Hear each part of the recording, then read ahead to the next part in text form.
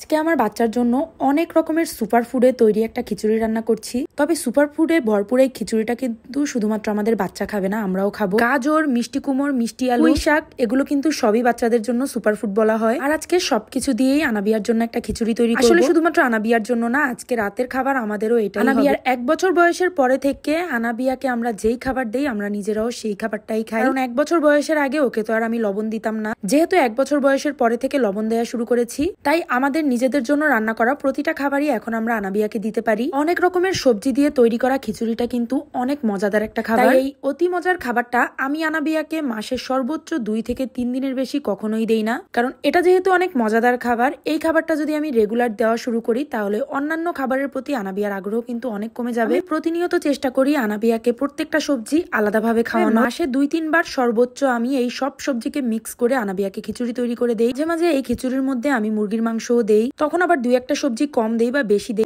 এটা সম্পূর্ণ নির্ভর করে বাসায় কখন কোন সবজিটা থাকে, কখন কি থাকে না থাকে তার উপর। লাস্ট ভিডিওতে আমি বাচ্চাকে নিজের হাতে খেতে দেই বলে অনেকেই আমাকে অনেক কথা শুনাইছেন যে বাচ্চা নিজের হাতে খাওয়ার জন্য আজীবন পড়ে আছে, কেন আমি এই বয়সে তার হাতে খাবার দেই। আমি শুধুমাত্র আপনাদেরকে একটা কথাই বলতে চাই, বাচ্চাকে ঘুরে ঘুরে খাবার খাওয়ানো, গল্প বলে খাবার খাওয়ানো, মোবাইল টিভি দেখে খাবার খাওয়ানোর থেকে বাচ্চার নিজের হাতে খাবার খাওয়া অনেক বেশি ভালো। তার কারণ যখন আমি ওকে খেলনা দিয়ে, গল্প দিয়ে, মোবাইল টিভি দিয়ে খাবার খাওয়াবো তখন ও জানবেই না ও নিজে কি খাচ্ছে। তার থেকে ভালো নিজের হাতে খাওয়া শুরু করুন। এতে অন্তত হাত দিয়ে ধরে দেখে বুঝে খেতে পারবে যে ও নিজে কি খাচ্ছে। অন্য কোনো ছলে বা কলা কৌশলে না, নিজে দেখে শুনে বুঝে নিজের খাবারটা খাচ্ছে। বাচ্চারা কিন্তু সব বিষয়ে অনেক বেশি নতুনত্ব পছন্দ করে। যদি আমি বাচ্চাকে খেলনা দিয়ে বা গল্প শুনিয়ে খাবার খাওয়ানোর অভ্যাস করি, তাহলে প্রতিদিনই আগের জিনিসটা ওর কাছে পুরানো মনে হবে। আর প্রতিদিন খাবারের সময় ও নতুন খেলনা, নতুন গল্প, নতুন কার্টুনই খুঁজতে থাকবে। যাদের বেবি লেড উইনিং নিয়ে সামান্যতম ধারণা নাই তারা দয়া করে আমার ভিডিওতে কমেন্ট করবেন। আমরা যেমন রোজ একটা টাইমে খাবার খেতে বসি, আনাবিয়ার ব্রেনের মধ্যে এখন সেট হয়ে গেছে যে আমারও খাবার খেতে বসতে হবে এবং বাবা মায়ের সাথে খাবার শেষ করতে হবে।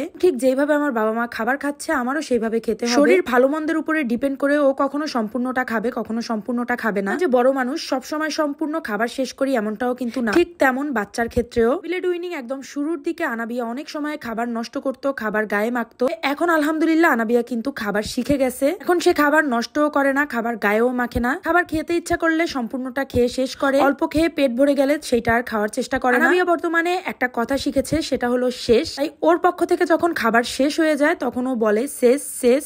এখন সম্পূর্ণ খাবারটাই ও খেয়ে ওঠার চেষ্টা করে। খাবার টেবিলে বসিয়ে শুরুর দিক থেকেই আমি কখনো ওকে ধমক দেই নাই, রাগ করি নাই, বারবার ওকে তাড়া দিতে থাকি নাই যে তাড়াতাড়ি খাও বা ফেলছো কেন বা মাখছো কেন। বাচ্চারা সবসময় অনেক বেশি অনুকরণ করতে পছন্দ করে। তাই ও যখন দেখে ওর বাবা মা ওর সামনে বসে খাচ্ছে তখন ও চেষ্টা করে যে আমি ঠিক সেভাবেই আমার বাবা মায়ের সাথে খাবার খাবো। আনাবিয়া এই মুহূর্তে বারবার বলছিল যে শেষ শেষ, বারবার দেখাচ্ছিল ওর বেলটা যেন খুলে দেওয়া হয়। আনাবিয়াকে যতটুকু খাবার দিছি আলহামদুলিল্লাহ ও কিন্তু পুরাটাই খাইছে আর ফ্লোরে এতটুকু খাবার ফেলছে। এটা খুবই স্বাভাবিক, এইটুকু বাচ্চা ফ্লোরে এইটুকু খাবার ফেলতেই পারে। 6-7 বছরের বাচ্চারা যখন টেবিলে খেতে বসে তখনও কিন্তু তাদের হাত থেকে খাবার পড়ে। তো তার জন্য এতটুকু খাবার ফেলাটা খুব বেশি অস্বাভাবিক কিছু না।